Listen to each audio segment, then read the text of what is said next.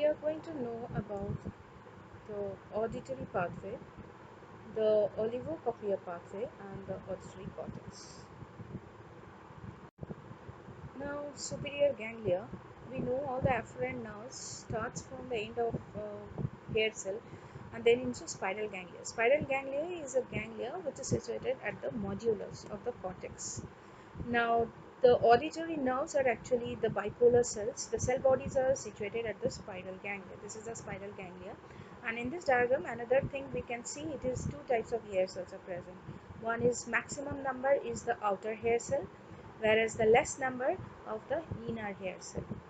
And in this diagram, we can see the maximum number of the nerves which is starting from the spiral ganglia are ending into inner hair cell. That is almost 95% of the neuron starts from superior ganglia, spiral ganglia, and ends into the inner hair cell.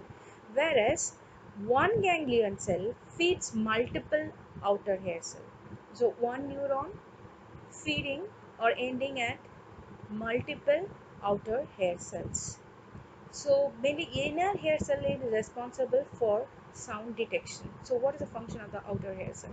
Outer hair cells helps inner cell during speech discrimination, which will be discussed later. Now the auditory pathway or ascending tract. This is a schematic diagram of ascending tract. As we know, the first order neuron starts from the spiral ganglia. So this is the spiral ganglia situated at the modulus. From there, the first order neuron starts and enters into the brain stem, that is the level of medulla, and ends into dorsal and ventral nucleus of medulla, that is the auditory cochlear nucleus. You can say it is a cochlear nucleus. The next, here the first order neuron ends. The second order neuron crosses the midline and end at the superior olivary nucleus, which is situated at the pons. This is the superior olivary nucleus. The position is the pons. So you have to remember the second order neuron is responsible for crossover. This is the first crossover is happening over here.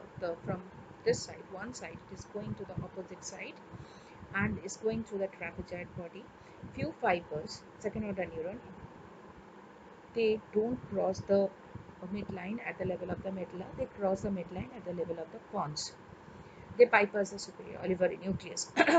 From the superior olivary nucleus, the fiber which has ended here or which has not ended here, they move along the lateral lemniscus systems through the nucleus of lateral lemniscus. And this few fiber ends into the nucleus of lateral lemniscus. So second order neuron ends at the lateral lemniscus. Next, the third order neuron starts from here and it moves towards the midbrain and ends into the inferior colliculus. Before moving to the inferior colliculus, few fibers cross over to the opposite side. So this is the second crossover which is happening at the pons at the level of the lateral lemniscus, and another crossover already it has done, the second order neuron that is crossing over is happening at the level of the medulla. So that is very important clinically. Now after entering into the inferior nucleus, what is happening from there? From the inferior nucleus, few fibers and all the fibers ends into the inferior nucleus, and from there the fourth order neuron starts and moves towards the medial genicular body. Medial genicular body is a relay nucleus of mainly thalamus. It is extended downwards towards the brain, midbrain too. So this is a main relay nucleus of the auditory signal, which is situated at the lower part of the thalamus. It can extend till midbrain. From there, the fifth order neuron starts, and the final round of neurons ends into the cortex. Whereas the primary auditory cortex is situated, this is situated at the superior gyrus of the temporal cortex. Superior gyrus of the temporal cortex. So this is the auditory pathway. Starts from spiral ganglia, the first order neuron, and then ends into the superior gyrosubtemporal cortex, that is a primary auditory. A few important things to know. One is we have seen in the last slide there are two important crossovers. What is the importance? Mainly we have seen the signals is carried by the contralateral auditory pathway. Now what is the function of this crossover? The crossing over helps to hear the same sound by both the ear at the same intensity. That is the importance of the crossovers. And at the level of the medulla, few fibers are ending into the reticular activating system.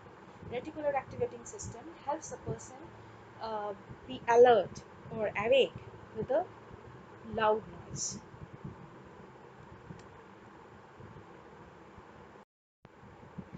Now, auditory cortex. Auditory cortex, there are two parts of the auditory cortex. One is primary auditory cortex and another one is associated auditory cortex or association area.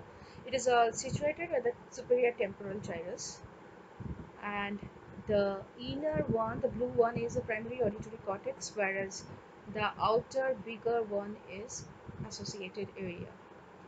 The inner and outer, this both form the auditory cortex, which is situated at the superior temporal gyrus.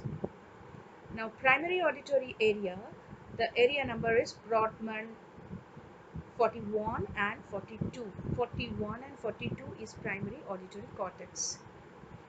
And this is the main receiving point of the heard sound, which is the main neuron are ending here from the medial geniculate body, which is a relay center situated at the lower border of thalamus and upper border of midbrain through the auditory radiation. And the lesion in the bitemporal cortex, it should be bitemporal, then only it causes cortical deafness. There are other type of deafness also. So when the cortical deafness is there, the both side cortex is damaged because there are so many crossovers. Both the ear can hear the same sound. Now then, coming to the associated area, this is the associated area of the auditory cortex, and area number Brodmann is 22. This actually receives the auditory impulses not from any other source, it receives the impulses from the primary auditory cortex. Okay, that's why it is called associated area. And now next, this area is responsible for interpretation of sound, hard sound, whatever it has been received by the primary auditory cortex. Okay, this first receipt and then it is processed, then it is sent to this associated area for the interpretation of the hard sound. So what is happening if there is a lesion in the area 22? It causes ward deafness. What do you mean by ward deafness? Means the person has perceived the sound, okay, but the person cannot interpret the heard sound. That's called ward deafness. So this is the primary and secondary or the associated auditory cortex, which is situated at the temporal. Now, tonotopic map and frequency discrimination. What is tonotopic organization of auditory cortex? This organization is maintained throughout the auditory system. Here is the diagram where we can see the gradation of the frequencies in the primary auditory cortex. It is a high frequency sounds for this area is responsible for this, and low frequency sound auditory cortex are here, perceived here. So this tonotopic organization is maintained throughout the auditory system, and it means that the cells responsible to different frequency are found in the different places at each level of the auditory system, and starting from the hair cells to the cochlea to the auditory pathway, and the last at the primary auditory cortex. Olivocochlear pathway. Function of olivocochlear pathway is to improve the frequency discrimination. Last slide we have already seen how the frequency is discriminated at the level of the cortex. All we know that the sensation from the hair cell, it goes through the sensory auditory path, auditory nerve, that is a cochlear nerve. through the cochlear nucleus. After going to the cochlear nucleus, it crosses the midline. Second order neuron crosses the midline and ends into the superior olivary complex in the pons. Few fibers ends there. Few fibers from there, second order neuron, third order neuron goes to the upper level. But from the base of the primary auditory cortex, again from few efferent fiber, along with the efferent fiber which is starting from the superior olivary complex. This is the medial section of the superior olivary complex. It starts, then it divides into two.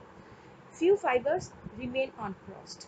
These ends at the same side outer hair cell, whereas most of the crossed fibers end to the opposite outer hair cell.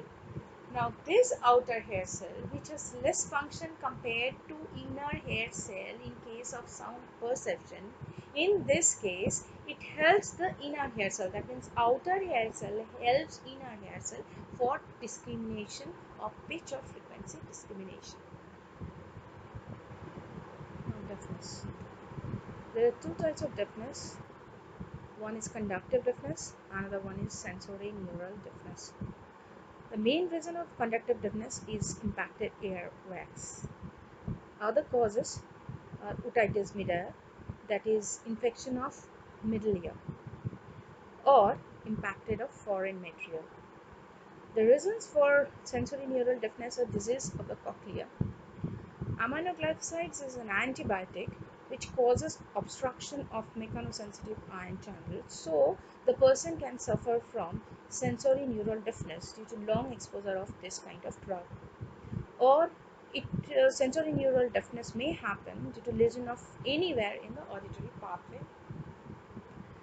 There are different types of tests like Rini's test, Weber's test, whispering test, watch test. This can differentiate between two types of deafness.